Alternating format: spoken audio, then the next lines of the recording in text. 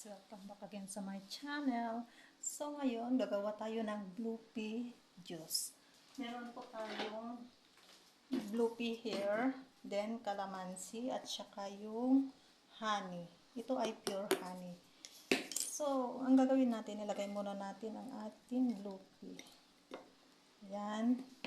Then, mag-a-add tayo ng hot water.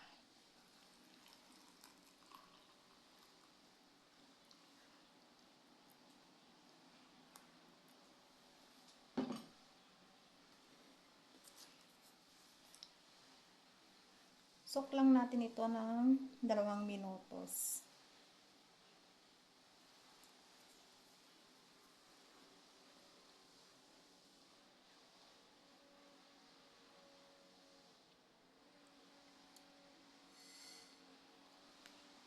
After 2 minutes, pigain natin ang ating calamansi. Magbabago yung kulay ng ating juice. Yan.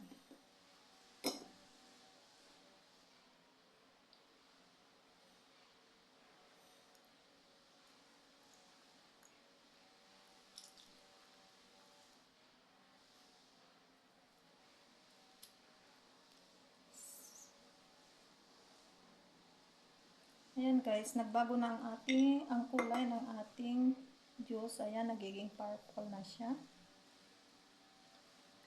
Mag-a-add tayo ng honey.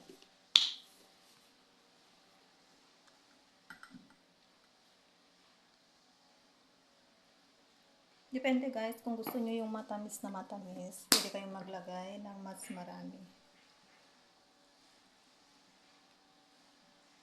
Stir lang natin.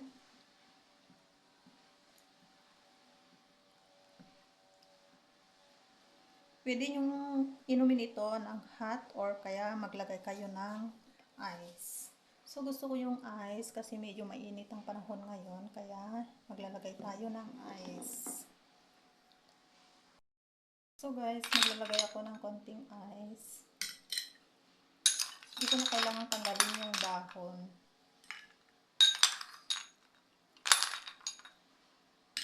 Yan.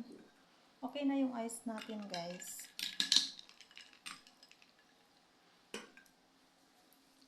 Now ready to drink.